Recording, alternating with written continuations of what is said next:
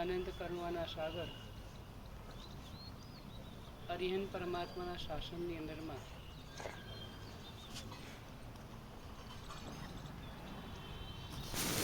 પ્રભુએ બતાવેલા ધર્મની પ્રાપ્તિ થઈ. પ્રભુનો બતાવેલો ધર્મ મહાવીર ક્ષેત્રની અંદર પણ ચાલી રહ્યો છે. ઐરાવત ક્ષેત્રમાં પણ પ્રભુનો ધર્મ હોય તેમ જંબુદ્વીપના ભરત ક્ષેત્ર એવા 5 ભરતમાં પણ પ્રભુનો ધર્મ હોય. 15 ક્ષેત્રની અંદરમાં પ્રભુનો ધર્મ હોવા છતાં જંબુદ્વીપના ભરત ક્ષેત્રના જીવો ખૂબ ભાગ્યશાળી છે. જે બીજા 14 ક્ષેત્રોની અંદરમાં પ્રાપ્ત નથી થયું તે જંબુદ્વીપના ભરત ક્ષેત્રના માનવીને પ્રાપ્ત થયું છે. ધર્મ ત્યાં પણ છે, અહીંયા પણ છે. તીર્થંકર ત્યાં પણ થાય છે, તીર્થંકર પરમાત્મા અહીંયા પણ થાય છે. ગુરુ ભગવંતોનું વિચરણ ત્યાં પણ હોય છે, એમ ગુરુ ભગવંતોનું વિચરણ અહીંયા પણ હોય છે. વિશેષમાં શું મળ્યું? શત્રુંજય ગિરિરાજ પ્રાપ્ત થયો. એ શત્રુંજય ગિરિરાજ મહાવીર ક્ષેત્રની અંદરમાં રહેલા સિમંદર સ્વામી ભગવાન જેના વખાણ કરે. દેવલોકની અંદરમાં રહેલા ઇન્દ્ર અને ઇન્દ્રાણી પણ કહે છે શત્રુંજય ગિરિરાજની વાતો કરે. ચારણ મુનિઓ પણ શત્રુંજય ગિરિરાજની યાત્રા કરવા માટે આવે.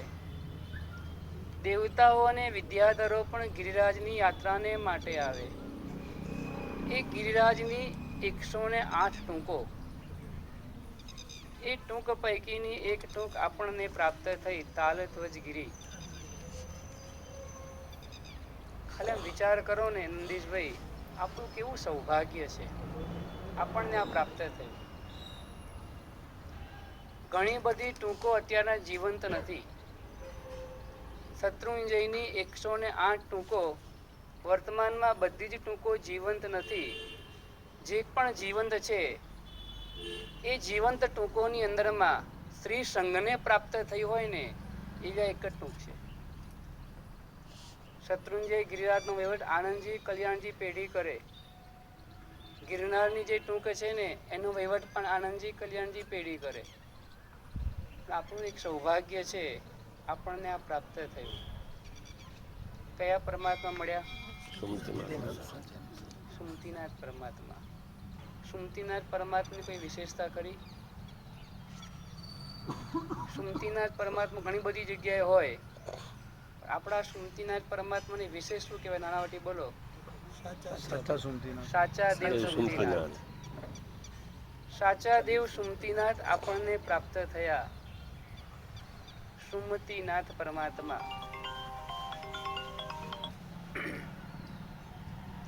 સુમતિ આપે. મતિ એટલે બુદ્ધિ. સારી મતિ, સન્મતિને જે આપનારા હોય તે સુમતીનાથ પરમાત્મા છે. સુમતીનાથ પરમાત્મા માતાની કુક્ષીમાં જ્યારે પધાર્યા તે સમયે સુમતીનાથ પરમાત્માના પિતા મેઘરથ રાજા, એમની પાસે એક વિચિત્ર કેસ આવેલો હતો. 2 માતા છે અને 1 બાળક છે. બંને માતા એમ કહે છે આ બાળક મારું છે. બીજી માતા પણ કહે આ બાળક મારું છે. રાજા નિર્ણય કરી શકતો નથી. કોઈ પણ રીતે નિર્ણય થઈ શકતો નથી. પહેલાના સમયમાં કોઈ એવા ટેસ્ટ થતા નહોતા. એટલે તે વખતની અંદરમાં ગૂંચવાયેલા મહારાજા એમને થોડાક સમય માટે એ મુલતવી રાખ્યું. અમે આવતીકાલે નિર્ણય આપશું. ખૂબ વિચાર કરે છે કઈ રીતના ચુકાદો આપવો, કોઈને અન્યાય ન થવો જોઈએ. અને તે વખતમાં મંગલા માતા, સુમતીનાથ પરમાત્માની માતા મંગલા માતા, એમને પોતાના સ્વામીના મુખ ઉપર ચિંતા જોઈ. તમને ચિંતા દેખાય મુખ ઉપર? કોના મુખ ઉપર દેખાય? ચિંતામાં હોય. ચિંતા મમ્મીને પણ હોય અને ચિંતા બાબલાની મમ્મીને પણ હોય. તમને કોની વધારે દેખાય? આમ તમને ચિંતા દેખાય બેનો? તમને એવું પૂછો કે તમે કેમ ચિંતામાં છો? એવું પૂછો પૂછો ક્યારે પૂછો?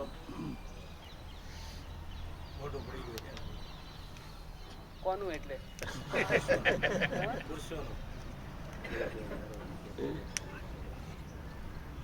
મંગલા માતા પૂછે છે, સ્વામી આપ કેમ ચિંતાતુર દેખાવ છો?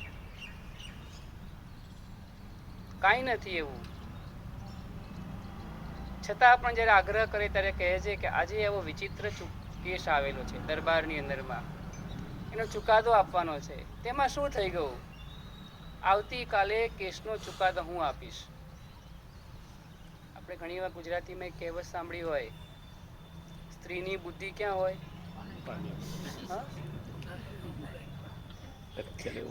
ક્યાં હોય? ઘરે જવાનું ને અમારી પાસે એમ.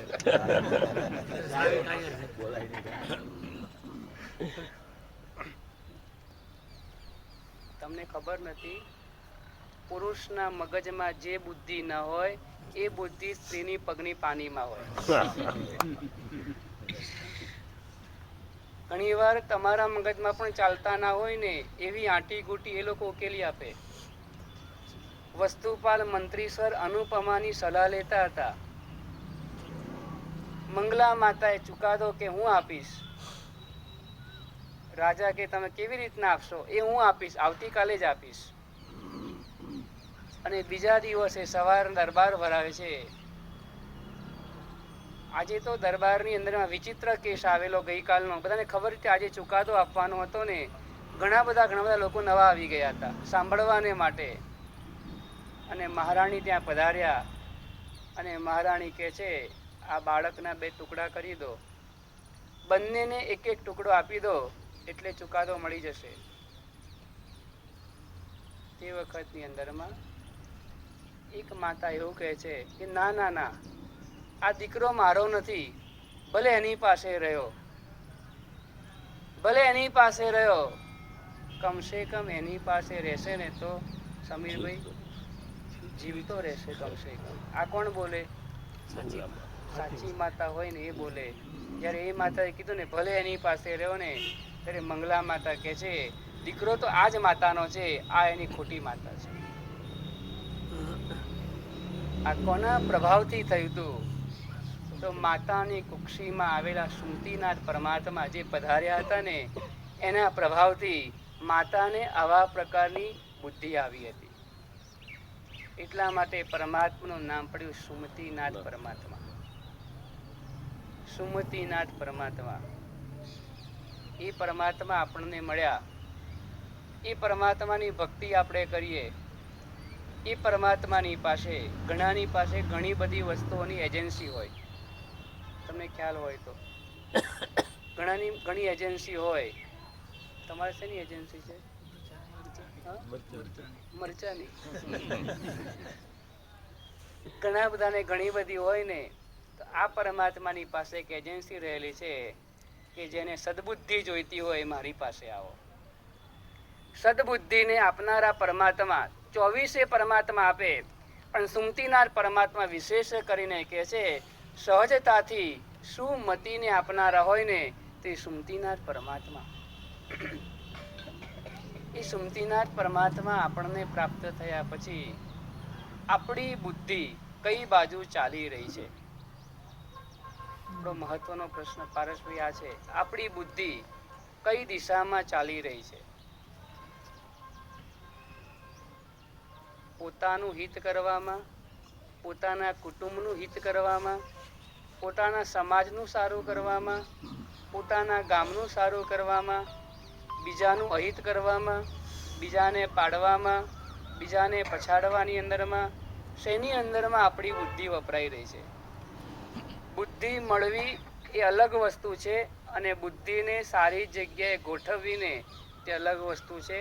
સંપત્તિ મળવી એ અલગ વસ્તુ છે અને સંપત્તિ સારા માર્ગની અંદર વાપરવીને એ અલગ વસ્તુ છે. તો મારે તમને પૂછવું છે કે આપણી બુદ્ધિ કઈ દિશામાં જઈ રહી છે? આપણી બુદ્ધિ કઈ દિશામાં જઈ રહી છે? આપણું હિત કરવામાં કે બીજાનું બગાડવામાં? પહેલું બોલ્યા હું શું બોલે પહેલું મને યાદ નથી. કેટલા રહ્યા તો પોતાના હિત માટે. પોતાના હિત માટે. પોતાનું એટલે શરીરનું કે આત્માનું? હવે ચાલો બીજા નંબરનો પ્રશ્ન છે. હા, શરીરનું હિત કે આત્માનું હિત? સનતભાઈ, કોનું હિત કરવાનું? હમણાં તો શરીરનું. જોડે આત્મા આવવાનું કે શરીર આવવાનું? જોડે કોણ આવવાનું? આત્મા જોડે આવવાનું. તમને ખબર છે છતાં આપણે કઈ તરફ વિચરી રહ્યા છે, કઈ તરફ ચાલી રહ્યા છે? આપણી બુદ્ધિનો ઉપયોગ કઈ જગ્યાએ થઈ રહ્યો છે? એક વાર છે ને મનુષ્યો બધા હતા, જંગલમાં ખૂબ જમીનો પડી હતી. એ જમીનની અંદરમાં વિચાર કર્યો, આટલી બધી જમીનો પડતર પડી છે ને, એમાં વાવેતર કરવામાં આવે ને તો ખૂબ પાક થાય, ખાલી પડી રહી છે. એ બધા માણસો જંગલમાં પહોંચી ગયા. જ્યાં ખેતરમાં ખેડવાનું કામ ચાલુ કર્યું ને, ત્યાં વાંદરાઓ ભેગા થઈ ગયા. વાંદરા તો ખબર પડે ને, આમ એ ભેગા થઈ ગયા બધા, અને એમને કીધું કે અમે તમને એ કામ નહીં કરવા દઈએ. માણસે કીધું કે જો તમે એમને કામ કરવા દો તો ખેતરમાં જે પાક થાય ને એ પાકની અંદરમાંથી તમે કહો એ પાક તમારો, તમે કહો તો ઉપરનો પાક તમારો, અને તમે કહો તો નીચેનો પાક તમારો. તમે જે કહો એ તમને આપશું. પેલા વાંદરાએ વિચાર કર્યો કે જો આ મફતમાં પાક મળતો હોય, આપણે કંઈ કરવાનું નહીં, ખાલી ધ્યાન રાખવાનું, તો આપણે એ લોકોને ખેતી કરવા દઈએ. અને માણસને કીધું કયો તમારે જોઈએ છે? તો એમને કીધું અંદરનો જે થાય એ અમારો, ઉપરનો થાય તમારો. અંદરનો થાય એ અમારો, ઉપરનો થાય તમારો. એ વાણિયાએ બુદ્ધિ વાપરી અને મકાઈની ખેતી કરી. મકાઈ ક્યાં થાય? ઉપર થાય. અને ખેતી થવા માંડી, સમય જતો ગયો, એમ પાક બધો બહાર નીકળવા લાગ્યો. વાંદરાઓ બિચારા રાત દિવસ ધ્યાન રાખે છે, કોઈ પાક બગાડે. જંગલમાં હતું, બીજા જાનવર વગેરે ન આવે, અને ધ્યાન રાખતા હતા. પાક તૈયાર થયો એટલે ઉપરનો જે ભાગ હતો એ બધો જ પેલા મનુષ્યો હતા ને એ ગાડા ભરીને લઈ જવા લાગ્યા. અને નીચેનો જે ભાગ હતો ને એ મૂકીને ગયા. કોના માટે મૂકીને ગયા? આ બુદ્ધિ આવી જ રીતના કે છે, જ્યાં ગયા ને, જે ગતિમાં ગયા ને, મુખ્યતયા આપણા પોતાના સ્વાર્થને માટે જ વાપરી છે. આપણા પોતાના સ્વાર્થ માટે વાપરી છે. મારે હવે એવું કહેવું છે કે આપણને મળી છે ને, મારે મારા શાસનનું કંઈ કરવું છે, મારે મારા સંઘનું કંઈ કરવું છે. સાધારણના પૈસા આવ્યા અને પૈસામાંથી વહીવટ થઈ ગયો, ખર્ચો બરાબર સરભર થઈ ગયો, એટલે આપણે વહીવટ કરી લઈએ. એ મહત્તા નથી.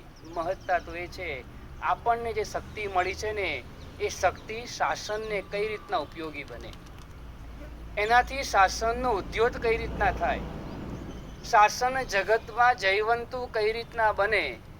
તમે કરો કે નહીં કરો, પ્રભુ મહાવીરનું શાસન તો 21,000 વર્ષ ચાલવાનું જ છે. છતાં પણ મારી નૈતિક ફરજ છે, મારું એક કર્તવ્ય છે. હું પ્રભુના શાસનને પામ્યો છું ને, તો પ્રભુનું શાસન જગતની અંદરમાં ગાજતું કઈ રીતના રહે ને, એ કર્તવ્ય મારે કરવાનું છે. બહુ થોડોક સમુદાય બચેલો છે અત્યારના, બહુ થોડો. કેટલા ઘરો છે?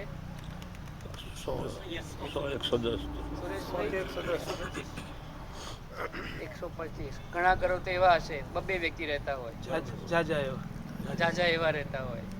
એટલે મારે તમને એ કહેવું છે, બહુ થોડાક ઘરો છે કે જેની અંદરમાં યંગ બ્લડ રહેલું છે. તમારી પાસે રહેલી શક્તિ, તમારી પાસે રહેલી બુદ્ધિ, તમારી પાસે રહેલી આવડત, જે કંઈ પણ છે ને, થોડોક ભાગ મારા પ્રભુના શાસન માટે વપરાવો જોઈએ.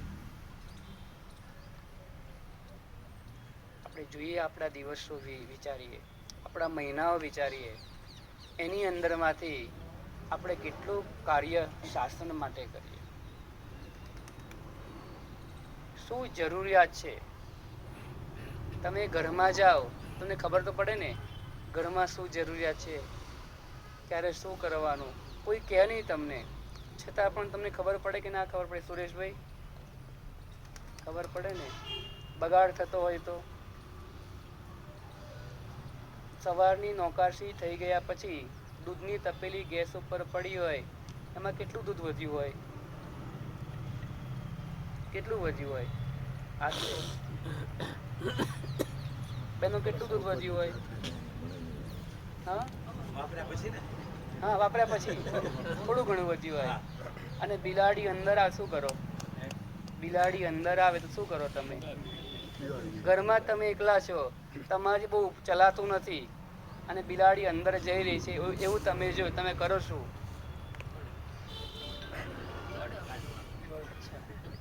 કેમ? કેટલું દૂધ વધ્યું હોય? થોડું. કેટલા રૂપિયાનું હોય?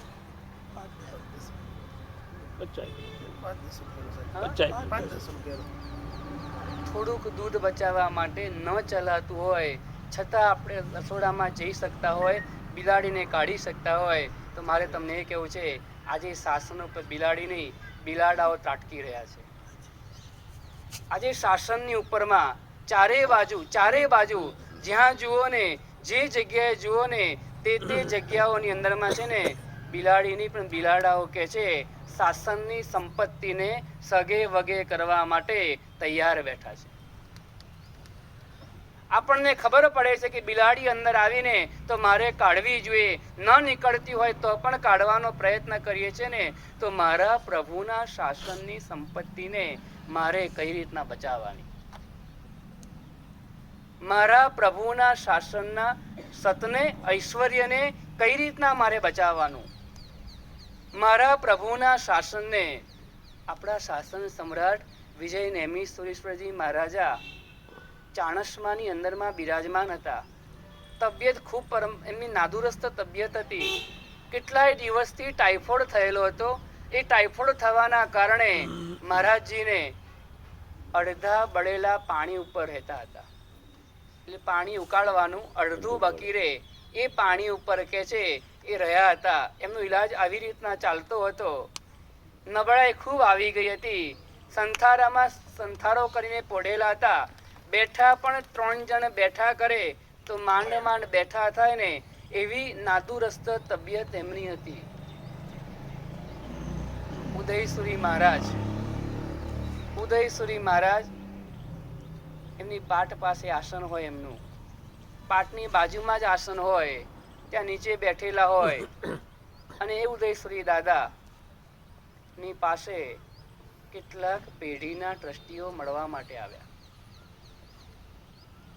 વંદન વગેરે કરે, સુખ સાતા પૂછીને ઉદયસુરી દાદાની પાસે બેસે છે. અને બેઠા પછી એક વાત કરે છે, આપણી તારંગાની જમીનો જે અમુક હતી ને, એ જમીનોની અંદરમાં કેટલાક તત્વો ઘૂસણખોરી કરી અને કબજો કરી રહ્યા છે. જે આટલા શબ્દો સાંભળે ને, અને મહારાજજી સંધારામાંથી અડધા બેઠા થઈ જાય. જે 3 વ્યક્તિ બેઠા કરે તો બેઠા થતા હતા, એ મહારાજજી જાતે અડધા બેઠા થઈ ગયા અને બોલે, અમારા જીવતા કોની તાકાત છે અમારી જગ્યાને હાથ લગાડી શકે? આ શાસન જેના હૈયામાં વસેલું હોય, શાસન જેના હૈયામાં રહેલું હોય, એ વ્યક્તિને બળાપો થાય, એ વ્યક્તિને ચિંતા થાય, એ વ્યક્તિનું લોહી ગરમ થાય, એ વ્યક્તિની ખુમારી જાગૃત થઈ જાય કે મારી હયાતીની અંદરમાં મારા પ્રભુના શાસનની સંપત્તિને કોણ હાથ લગાડી શકે? શિષ્યોએ માંડ સંથારામાં સુવાડ્યા એમને. મારે તમને એ કહેવું છે, આ ખુમારી નાદુરસ્ત તબિયતની અંદરમાં મહારાજજીની જો આ ખુમારી રહેલી હોય, આપણે તો બહુ સરસ છે. અત્યારના સંપત્તિથી પણ પહોંચીએ છીએ. નાણાવટી સૈનિકભાઈ બોલો, બરાબર ને? સંપત્તિથી પહોંચીએ છીએ આપણે. નંદીશભાઈ, ઓળખાણથી પણ પહોંચીએ છીએ. આજે આપણે ઓળખાણો છે આપણી. આજે લાગવક ચાલી રહી છે. સરકાર સુધી પણ આપણો અવાજ પહોંચાડી શકીએ ને, ત્યાં સુધીના લોકોના તમારા છેડાઓ અડે છે અત્યારના. તો આટલી બધી આવડત હોય, આટલી બધી તમારી હોશિયારી હોય, સમજદારી તમારી પાસે હોય, તો મારા પ્રભુના શાસનની પેઢીને કોણ હાથ લગાડી શકે? આજે તો ખબર જ નથી કેટલી જગ્યાઓ પડી છે, ખબર જ ના હોય. હશે ચોપડામાં લખેલી હશે, કેટલીક ચોપડામાં હોય, હાથમાં કેટલી હોય એમાંથી? સૈનિકભાઈ, તમે આમ ચોપડો જુઓ ને, જુઓ તો ખરા ને, ચોપડો જુઓ ત્યારે આપણો પોતાનો ચોપડો હોય કે આટલી મૂડી બોલે છે, એટલી મૂડી છે કે નહીં, એવો વિચાર કરો કે ના કરો? અને ના હોય તો શું કરો? થોડીક ભૂલ આવતી તો શું કરો? રાતના 12 વાગે, 1 વાગે, 2 વાગે, પછી આપણે કઈ દુકાને સવારના કામ હોય ને, દવાના ટાઈમ જ નથી મળતો, રાતના ઉજાગરો કહીને ભૂલ શોધીએ છીએ આપણે કે આ આટલી જે ભૂલ છે ને, 5, 25 કે 50 ની ભૂલ, એ ભૂલ ક્યાં થઈ ગઈ? એ 5, 25 કે 50 ની ભૂલને આપણે જતી કરવા માટે એ 5, 25 કે 50 ની ભૂલ આપણે જતી કરવા માટે તૈયાર નથી. તો મારે તમને કહેવું છે, એ 5, 25 ની ભૂલને આપણે જતી કરવા માટે તૈયાર ના હોય તો મારા પ્રભુના શાસનની, હમણાં એક જગ્યાએ હતા ને, સાલગીરી પૂરી થઈ અને બીજા દિવસે એ છોકરાઓ, એ યુવાનો બધી યાદી કરી. સવારના 9 વાગ્યાના અંદર ગયા હતા, બપોરના 2 વાગે બહાર આવ્યા. જે પ્રોપર્ટી સંઘની છે ને, એ છે કે નહીં? મને કે 10 વર્ષ પહેલાનો ચેન આડો અવડો પડે તો 7 તોલાનો ચેન મળ્યો. મારા પ્રભુનું છે આ. મારી આવડત હોય, મારી હોશિયારી હોય, મારી શક્તિ હોય ને, તો મારે આ કામ કરવું છે. રસ્તામાં કાંટા પડેલા હોય અને તમારે ચાલવાનો સમય આવે અને તમે સાઈડમાંથી બચીને ચાલી જાઓ ને, એ તમારી હોશિયારી કહેવાય. એ તમારી હોશિયારી કહેવાય. કાંટાને એવોર્ડ કરીને તમે નિરાબાદ રીતે શાંતિથી રસ્તો પસાર કરી દીધો, એ તમારી હોશિયારી કહેવાય. તમે કાંટા વીણીને સાઈડમાં મૂકો ને, એ તમારી સમજદારી કહેવાય. અત્યારે સમજદારીની જરૂર છે.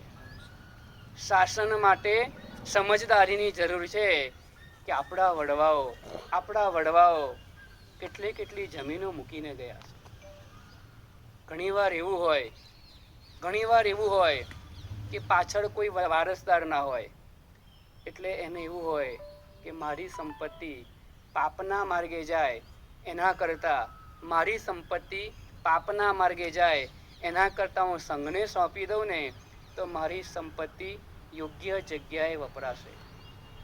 એવા ભાવોથી જેઓએ પોતાની સંપત્તિ સંઘને ભેટ આપી હોય અને આજે એ સંપત્તિ ઉપર બીજી વ્યક્તિ કબજો કરીને પાપની પ્રવૃત્તિ કરતા હોય, તો આપણે આંખ ઉઘડવી જોઈએ. આપણે જાગવું જોઈએ.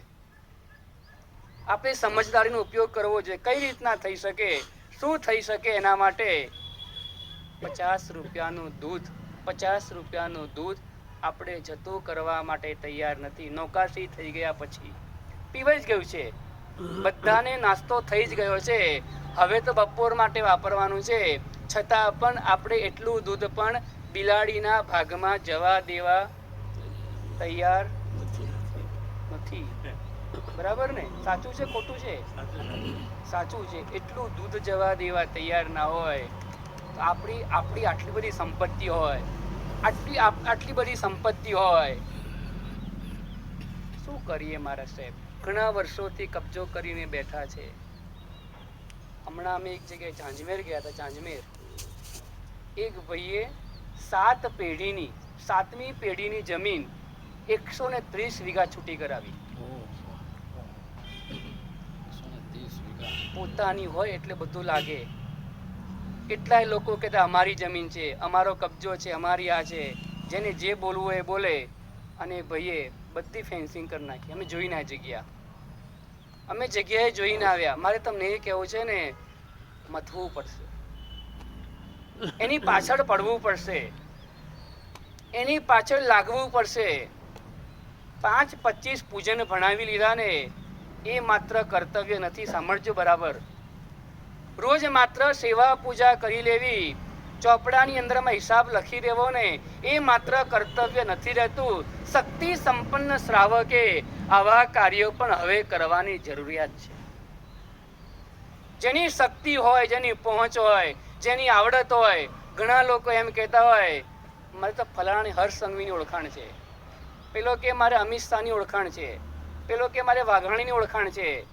જેની તમારો ઓળખાણ હોય, જે તમારી પહોંચ હોય, તમારા પોતાના માટે તો ઘણી બધી વાર ઉપયોગ કર્યો હશે. હવે ઉપયોગ મારા પ્રભુના શાસન માટે કરવાનો છે. મારા પ્રભુની શાસનની સંપત્તિને બચાવવા માટે કરવાનો છે. કેટલી સંપત્તિ આપણી, કરોડોની પ્રોપર્ટી હોય, મુસલમાન કબજો કરીને બેઠા હોય, અને ત્યાં આગળ આપણે બકરી ઈદના દિવસે આંબેલ કરીએ. હમણાં એક ભાઈ મને મળ્યા હતા, મારે મેં આંબેલ કર્યું. બહુ સરસ. મને કે થતું નથી તોય કર્યું. એક તરફ આપણા જૈનોના બાળકો પણ એ દિવસે કે છે આંબેલ કરે, આંબેલનો તપ કરે કે એ બકરીના જીવોને સાતા મળે, અને બીજી બાજુ એ આપણી જગ્યા ઉપર આવા કાર્યો થાય. મારે તમને એ કહેવું છે, જેની શક્તિ હોય, જેની પહોંચ હોય, જેની આવડત હોય ને એના કાર્ય કરવા જેવું છે. પણ આપણી પ્રોપર્ટીનો વહીવટ પાછો પેઢીમાં હોય, યુવાનો પાસે તાકાત હોય, તો એ પેઢીમાંથી કેમ બધું કરવાનું? હા, ટ્રસ્ટીઓ જે કંઈ બની બેઠેલા હોય ને એની પાસે અનુભવ હોય, યુવાનો પાસે પગ જ હોય ખાલી. સાંભળું બરાબર. એની પાસે આંખ હોય, વડીલો પાસે આંખ હોય, અને યુવાનો પાસે પગ રહેવાના છે. આંખ અને પગ. જંગલની અંદર એક જંગલ હતું. એ જંગલની અંદરમાં એકવાર આગ લાગી ગઈ, ભયંકર આગ લાગી. ચારે બાજુ આગ લાગીને દાવાનળ કહેવાય ને, જંગલમાં આગ લાગે ને દાવાનળ કહેવાય. કોઈ રીતના બચી શકાય ને એવી પરિસ્થિતિ ન રહે ને તે વખતની અંદરમાં એક લંગડો અને બીજા નંબરનો આંધળો બે ભેગા થઈ ગયા. બંનેને બચવું છે, બંનેને બચવું છે. બચવા માટે બંને ગફલત કરી દીધી કે આપણે એક વાત કરીએ. આંધળો કહે છે તું મને જંગલમાંથી બહાર કાઢી દે, હું તને મારા ખભા ઉપર બેસાડી દઉં. શું કર્યું? લંગડો ઉપર ગોઠવાઈ ગયો. લંગડો કહેતો રે ડાબા હાથે, જમણા હાથે, થોડું સીધું જવાનું. અને એમ કરતા કરતા બંને બચી ગયા. કારણ કે એક આંખ વગર મરવાનો હતો અને બીજો પગ વગર મરવાનો હતો ને, પણ એ બંને બચી ગયા. કારણ કે અનુભવની આંખ અને કહે છે યુવાનોના જે પગ હતા ને એ બંને કામ કરી ગયા. મારે તમને એ કહેવું છે, જેની પાસે જે કોઈ પ્રકારની સત્તા વગેરે હોય ને એ સત્તાનો ઉપયોગ, એ શક્તિનો ઉપયોગ, એ શક્તિનો ઉપયોગ જો આપણે કરી શકતા ના હોય તો જે કરી શકવાને સમર્થ હોય ને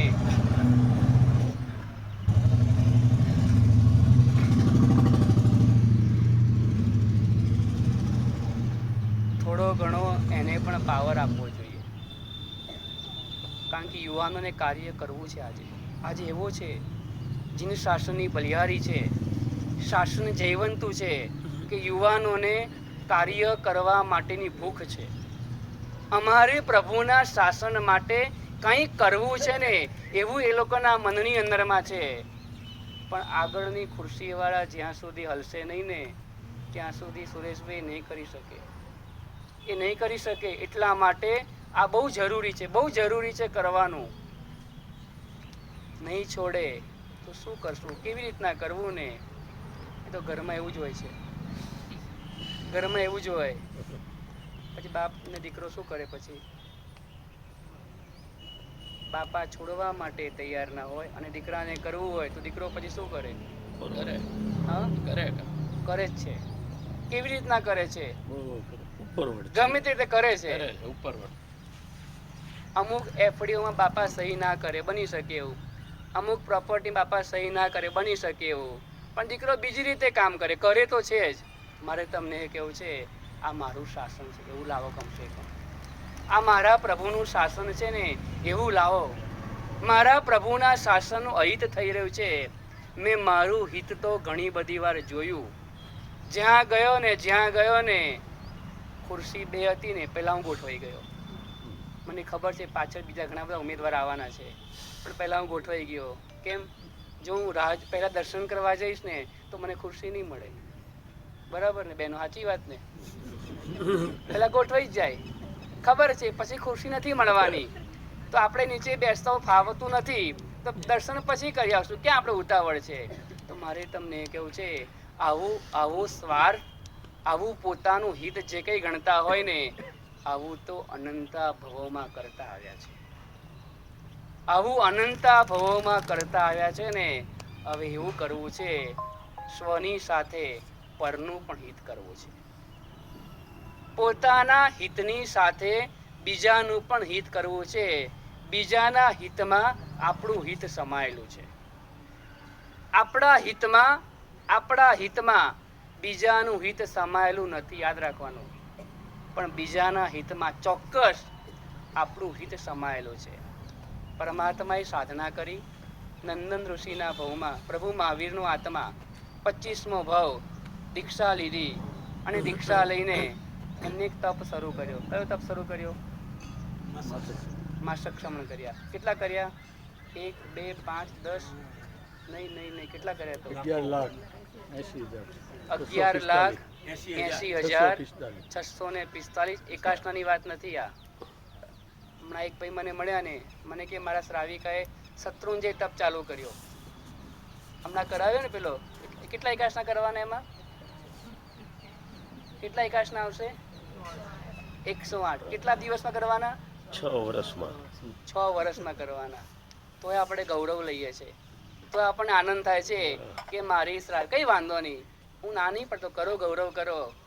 મારે તમને કેવું છે, આપણા મહાવીર સ્વામી ભગવાને છે ને 25મા ભવની અંદરમાં એકાશનાની વાત નથી, આ 11,80,645 માસક ક્ષમણ કર્યા. એ માસક ક્ષમણ કરતી વખતે એમને આ જગતના જીવોને જોયા. જગતના જીવો દુઃખી થઈ રહ્યા છે. કોણ સુખી છે? કોઈકને સંતાનનું દુઃખ છે, કોઈને ધંધાનું દુઃખ છે, કોઈને ગ્રાહકનું દુઃખ છે, કોઈકને ઉઘરાણીનું દુઃખ છે, કોઈકને છોકરીનું દુઃખ છે, કોઈનો છોકરો માનતો નથી એનું દુઃખ છે, કોઈનું ઠેકાણું પડતું નથી, 2 વર્ષથી ગોતીએ છે ઠેકાણું પડતું નથી એનું દુઃખ છે. દુઃખ તો આખા સંસારમાં ત્રણેય જગતના જીવોને રહેલું છે. નવી સુહી દેવતા દેવલોય. દેવલોકની અંદરમાં રહેલા દેવતાઓ સુખી નથી, કારણ કે કોઈ દેવતા હોય એ બીજાની દેવી ઉપાડ લાવે, કોઈ દેવતા હોય બીજાના દાગીના ડબ્બા ઉપાડી લાવે, તો ત્યાં પણ સુખી નથી. નવી સુહી ઉડવી આવી રહ્યા. પૃથ્વીપતિ રાજા પણ સુખી નથી. પછી આગળ કહે છે, નવી સુહી શેઠ સેનાવય. શેઠ હોય, સેનાપતિ હોય, એ પણ સુખી નથી. કોઈ સુખી છે નહીં. તો પરમાત્મા એવું વિચાર કર્યો, મારી આ સાધના છે. કઈ સાધના? કઈ સાધના? માસક ક્ષમણની. કેટલા માસક ક્ષમણની? 11,80,645. યાદ તો કરો, કમસે કમ બોલો ખરા. 11,80,645. યાદ રહી ગયું. નંદીશભાઈ, યાદ રહ્યું તમને? આ પૈસાની વાત નથી આ. હા, પૈસા લખવા બહુ સહેલા છે આ બધા તો. હવે શાસન પાસે એવા શ્રેષ્ઠીઓ પડ્યા છે, એવા દાતાઓ પડ્યા છે ને, 11 લાખની 11 કરોડ આપવા માટે પણ કહે છે તૈયાર બેઠા છે. 11,80,645 માસક ક્ષમણ. તમે ઘરે માસક ક્ષમણ, અહીંયા તળાજામાં માસક ક્ષમણ બહુ થાય નહીં? રૂચક ચંદ્રસુરી મહારાજ અહીંયા ચોમાસું કરે ને એ તપશ્ચર્યાની લહેર આવે. આમ નાના તપ તો કરાવે જ નહીં. માસક શ્રમણ ઘરે બેસીને માસક શ્રમણ કરવું બહુ સહેલું છે. ઘરે બેસીને આમ તો અઘરું છે. અપેક્ષાએ સંયમી સાધુ માસક શ્રમણ કરે અને ઘરે માસક શ્રમણ કરે ને એમાં બહુ ડિફરન્સ હોય. તમે ઘરે માસક શ્રમણ કરો એમાં સવારનું પ્રતિક્રમણ કરવાનું આવે કે ન આવે? સવારનું કોઈ છે માસક શ્રમણ કરેલું હોય એવું કોઈ ખરું અહીંયા? હા, એક જ જણ છે આટલા બધામાં? હા, કેટલા પ્રતિક્રમણ સવારના કર્યા હતા? એક કે નહોતું કર્યું ને? ચાલો સાંજના કેટલા કર્યા એ વાત કરો ને. મારે તમને એ કહું છે, જ્યારે સાધુ કરે ને એને 2 ટાઈમ પ્રતિક્રમણ કરવાના હોય, ફરજિયાત જ હોય. એને વિહાર કરવાનો ફરજિયાત હોય, સંયમની સાધના કરવાની ફરજિયાત હોય, પડીલણ વગેરે કરવાનું ફરજિયાત હોય, વેયાવજ ભક્તિ કરવાની ફરજિયાત હોય. એ દીક્ષિત છે, સાધુ છે, નંદન મુનિ છે. 11,80,645 માસક સમયની સાધના એમને બીજાના હિતને માટે વાપરી નાખી. એમને એવું કર્યું, એમને એવું કીધું કે મારા આ તપની, મારા આ સંયમની, મારી જે કોઈ પણ સાધના છે ને એ સાધનાનું કંઈ પણ ફળ હોય ને તો મારે બીજું કાંઈ નથી જોઈતું. મારે એ જોઈએ. શું જોઈએ છે? જો હોવે મુજ શક્તિ ઈસી સવી જીવ કરું શાસન રસી. આ બધાય જીવોને મારી સાધનાના બદલામાં આ જગતના બધાય જીવોને પ્રભુનું શાસન મળે અને પ્રભુના શાસનને પામીને એ સુખી બને, પરમ સુખી બને અને એનો આત્મા આ 84ના ચક્કરમાંથી બહાર આવે ને એ સાધનાનું ફળ એ આપવા માટે તૈયાર થયા ને, પોતાની સાધના વહેંચી દેવા તૈયાર થયા ને ત્યારે કર્મસત્તાએ કીધું આ ઓલિયો લાગે છે, આ ભગત આત્મા લાગે છે, એ ભગત બનવા માટે હવે નથી રહ્યો, એને મારે ભગવાન બનાવવાના છે. અને તીર્થંકર નામકર્મ નિકાચિત થયું અને 27મા ભવમાં ભગવાન મહાવીર બન્યા. બીજાના હિતમાં આપણું હિત રહેલું છે. બીજાના હિતમાં આપણું હિત છે. આપણા ઘરના હિતમાં આપણું હિત હોય પણ ખરું અને ન પણ હોય. કેટલાકને ગમે પણ ખરું, કેટલાકને ન પણ ગમે. પણ મારે એ કહેવું છે, શાસન મારું છે. મારું શાસન, મારા શાસન માટે જે કંઈ પણ થઈ શકે તેમ હોય ને એ મારે કરવું છે. પછી તનથી હોય, મનથી હોય કે ધનથી હોય. આજે તો એટલું જ જરૂર છે, શાસન બચાવવાની જરૂર છે. મોદીએ કીધું હતું ને, કાશ્મીરનો ટુકડો પણ હું પાકિસ્તાનને નહીં આપું. જે કંઈ પણ બચેલું છે ને એનો એક ટુકડો પણ હું પાકિસ્તાનને આપવા માટે રાજી નથી. મારે તમને એ કહેવું છે, આપણે જ્યાં સુધી હોય ને આપણા શાસનની એક પણ પ્રોપર્ટી હોય ને એ પ્રોપર્ટી પણ બીજો એમનું રાજ કરે ને એ ક્યારેય પણ યોગ્ય લાગતું નથી. આ કરવા જેવું છે. આના માટે ખૂબ જાગવા જેવું છે. આ દરેક સંઘોની અંદરમાં આ પ્રશ્ન અત્યારના રહેલા છે કે કોઈને કાંઈ પડી જ નથી. અહીંની વાતની ખબર નથી. હું બહારની વાત કરું. અહીંયા અમે જે પણ વાત કરતા હોઈએ ને તમારે સમજી લેવાનું કે આ બીજા સંઘોની વાત હોય. હવે અહીંયાથી જઈશ પછી તમારી વાત કરીશ, બરાબર ને? એટલે તમારે કોઈ બંધબેસતી પાઘડી અહીંયા નહીં પહેરવાની. આ તો અમારો ધર્મ છે. અમે તો વેચવા માટે નીકળ્યા હોઈએ એટલે અમારે બીજાનું તમને કહેવું પડે. પણ તમારે બંધબેસતી આવતી હોય તો લેવી હોય તો લેવાની, અને તમારી ના હોય તો તમારે પછી એમ નહીં કહેવાનું કે મહારાજ સાહેબે બહાર જઈને આવી બધી વાતો કરતા હતા. એ તમારે વાત નહીં કરવાની. આ બધી જ વાતો બહારની છે કે બીજા સંઘોની આ સ્થિતિ છે. જે જૂના સંઘો હોય, જે જૂના સંઘો છે ને એ સંઘો પાસે એટલી બધી મિલકતો રહેલી છે છતાં પણ મિલકતો હાથમાં નથી. આજે હાથમાં નથી. જે તે સમયોએ વડવાઓએ ભાડે આપી હોય, જે તે સમયો આવક માટે આપેલી હોય, જે તે સમયે વાપરવા માટે આપેલી હોય અને તે વખતની અંદરમાં વાપરવા માટે આપેલી હોય અને કબજો કરીને બેસી જાય. આજે અમે આવતા હતા ને બહુ સરસ વાત કરી. તમે જ કરી વાત મને આજે. આપણે પગલાં કરવા ગયા હતા સુખડિયાના ઘરે. હા, સુખડિયા. તમે કીધું મને? કોને કીધું? બહુ સરસ વાત કરી. એ સંઘની જગ્યામાં રહેતા હતા અને એમનું ઘર થઈ ગયું ને, એમનું ઘર થઈ ગયા પછી એમને સંઘ જમણ કરીને એ જગ્યા સંઘને પાછી સુપ્રત કરી દીધી. તમે જ કીધું? હા, બહુ આનંદની વાત કહેવાય. બહુ આનંદની વાત કહેવાય. આજે તો બંધ હોય ને છતાં પણ છોડવા માટે તૈયાર નથી, વાપરતા નથી અને ત્યાં રહેતા પણ નથી. રહેતા હોય, શહેરમાં રહેતા હોય, ત્યાં દુકાન વાડી બધું વ્યવસ્થિત ગોઠવાઈ ગયું હોય, છતાં પણ ગામડાની અંદરમાં રહેલી દુકાન, ગામડામાં રહેલી દુકાન સંઘની હોય, જે તે સમયે વાપરી હોય અને વર્તમાનમાં પાછી આપવાની તૈયારી નથી. કેટલા પૈસા આપો ત્યારે પાછી આપો, આવી દાનત આપણી થઈ ગઈ છે. સમજાવવું જોઈએ, પ્રેમથી સમજાવવું જોઈએ, સામ દામ જે રીતના સમજાવવું પડે ને એ સમજાવવું જોઈએ. જો તમે ધર્મની રક્ષા કરશો ને તો ચોક્કસ તમારી ધર્મ રક્ષા કરશે. મોતી શાહ શેઠ એકવાર બગીમાં બેસીને જતા હતા. આગળ જતા જતા કોઈક વ્યક્તિ પશુઓને લઈને જતો હતો. પશુઓની ચાલવાની રીતભાત અને પેલી વ્યક્તિના હાવભાવથી એવું લાગ્યું શેઠને, આ હોય ના હોય, આ કસાઈ હોવો જોઈએ. કોચવાનને કહ્યું તું નીચે ઉતરી જા અને પેલા સમજાવ. કોચવાન નીચે ઉતરી ગયો, બગી ઊભી રાખી દીધી. બગી મોતી શાહ શેઠ શાહ સોદાગર કહેવાય. ચીનની અંદરમાં જેના વહાણો ચાલતા હોય, મુંબઈનો શાહ સોદાગર શ્રેષ્ઠી, ભારતમાં જેનું નામ ગાજે એ શેઠે એક પશુઓને બચાવવાને માટે પોતાના ડ્રાઈવર એટલે કોચવાનને નીચે ઉતારી દીધો અને કીધું કે તું જા સમજાવે ને. શાંતિથી ન સમજે તો પૈસાથી સમજાવજે, પૈસાથી ના સમજે તો દંડથી પણ સમજાવજે. જા, પશુઓ બચવા જોઈએ. કોચવાન નીચે ઉતરે, સમજાવે પેલાને. કેટલીક વ્યક્તિ એવી હોય, અડવતરી વ્યક્તિ હોય, આમ માને જ નહીં. પ્રેમથી સમજાવો તો માને નહીં. હિન્દીમાં કહેવત છે, લાતો કે ભૂત બાતો સે નહીં માનતે. આ ભાઈ માન્યા નહીં. પૈસા આપવાની તૈયાર કે તું જેટલા પૈસામાં માલ લાવ્યો હોય એટલા તું પૈસા લઈ લે, થોડાક વધારે લઈ લે, પણ આ પશુ અમને સોંપી દે. પેલે એમ પણ નહીં માન્યો. ડબલ પૈસા આપવાની તૈયારી બતાવી તો પણ નહીં માન્યો. અને તે વખતમાં શેઠે ઈશારો કરીએ શેઠને કે શું કરું. શેઠ કે આ ગ્રાહક હવે પેલો જ ગ્રાહક લાગે છે.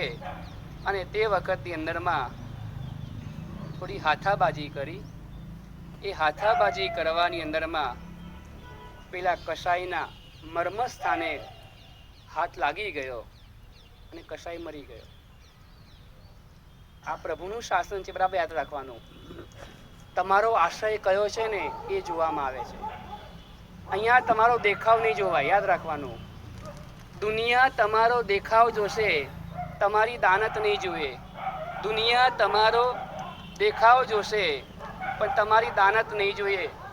ઉપરવાળો એવો હોશિયાર છે ને, લેપટોપ લઈને બેઠો છે, એ દેખાવ નહીં પણ કે છે દાનત જુએ છે.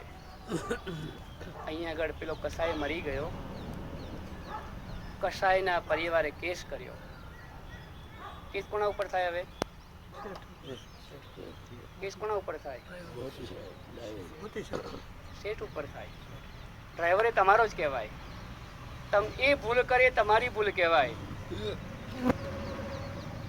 મોતી શાહ શેઠ ઉપર કેસ થઈ ગયો. અંગ્રેજોનું શાસન ત્યારે ચાલતું હતું. શાસનમાં આટલું એક સારું હતું, ગમે તેવો ચમરબંધી હોય પણ એમાંથી છટકી ન શકે. શેઠે પણ ઘણા બધા બચવા માટેના પ્રયત્ન કરી જોયા, પણ કોઈ પણ રીતે શેઠ બચી ન શક્યા અને કોર્ટની અંદરમાં હાજર થવું પડ્યું.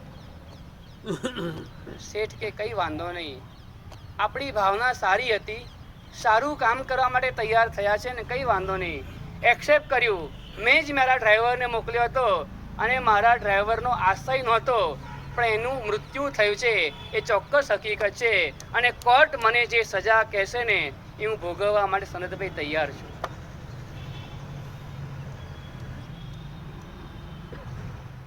પહેલાના સમયમાં રજવાડા એટલે રાજાશાહી ખાલી ભોગવવાની નહીં, જરૂર પડે ને ત્યારે પ્રજા માટે લોહી રેડે ને એ રાજા બને. સોનાના સિંહાસન ઉપર પ્રજા તમને બેસાડે એટલા માટે નથી બેસાડતી હોતી. પ્રજાની બધી જ જવાબદારી એ રાજાની જવાબદારી હોય છે. જે આગેવાન બને એ આગેવાન મોભીની આ બધી જવાબદારીઓ હોય છે. ખાલી બની બેસવું, જલસા કરવા એ રાજાનો ધર્મ નથી. રાજાનો ધર્મ કયો છે? રક્ષણ કરવું, રાજ્યનું રક્ષણ કરવું ને એ રાજાનો ધર્મ છે. શેઠે એક્સેપ્ટ કર્યું, કોર્ટે ચુકાદો આપ્યો, શેઠને ફાંસીની સજા જાહેર થઈ. કયા શેઠ? મોતીસા શેઠ. આજે તેવું છે, આપણે આ કામ કરીએ ને તો સહી કરવા જવું પડે, કેસ થાય, જુબાની આપવા જવું પડે, ધક્કા ખાવા પડે, આમ તેમ કરવું પડે. આપણે પરિવાર લઈને બેઠા હોય, આપણે ધંધો લઈને બેઠા હોય. મારે તમને એ કહેવું છે, આ બધું કરશે કોણ? કોણ કરશે? જો બધી જ વ્યક્તિ આ જ જવાબ આપે, બધી જ વ્યક્તિ આ જ બહાનું આપી દેશે ને તો પ્રભુના શાસનને ટકાવશે કોણ? પ્રભુના શાસનને બચાવશે કોણ? આપણામાં તો એવું આવે છે, શાસન માટે આચાર્ય ભગવંતોએ પણ યુદ્ધ કર્યા છે. આચાર્ય ભગવંતોએ શસ્ત્રો લીધા છે, યુદ્ધ કર્યું છે. જ્યારે સમાજ નિષ્ક્રિય થઈ જાય, જ્યારે સમાજ ઢીલો મળીને બેસી જાય ને ત્યારે ગુરુ ભગવંતોએ આ કાર્ય કરેલા છે. મારે તમને એ કહેવું છે, શેઠની ઉપરમાં આ ચુકાદો જાહેર થયો. આટલા મોટા શેઠ અને ફાંસી, અકાળે મૃત્યુ થવાનું હતું. અકાળે. આ જેવા તેવા શેઠ નથી. આ હજારોને જમાડનારા શેઠ છે. આ હજારોની જીવન દોરીને ટકાવી રાખનારા શેઠ છે. લાખોના વેપાર કરતા હોય તો બીજી બાજુ કહે છે હજારોનું પણ પાલનહાર કરનારા શેઠ હતા. લોકો શેઠના ઘરે આવવા લાગ્યા, ટોળે ટોળા લોકો શેઠના ઘરે આવવા લાગ્યા. દુઃખમાં સહભાગી બનવા માટે આવ્યા છે. હમદર્દી વ્યક્ત કરે છે, આંસુ વહાવે છે.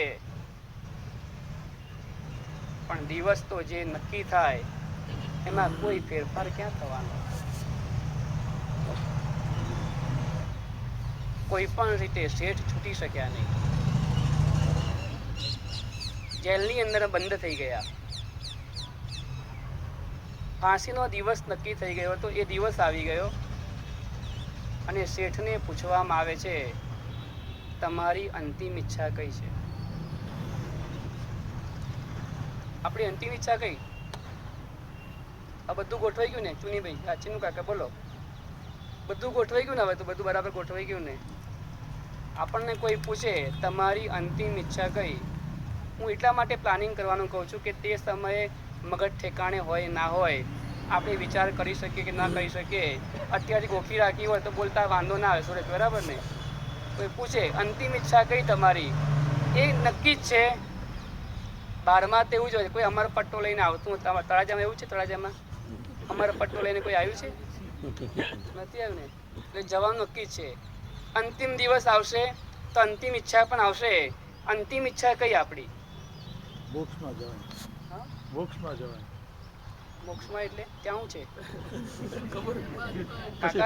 જન્મ નહીં લેવાનો. ફરી જન્મ નહીં લેવાનો. ફરી જન્મ નહીં લેવાનો. મુક્તિ માંગવાની એમ.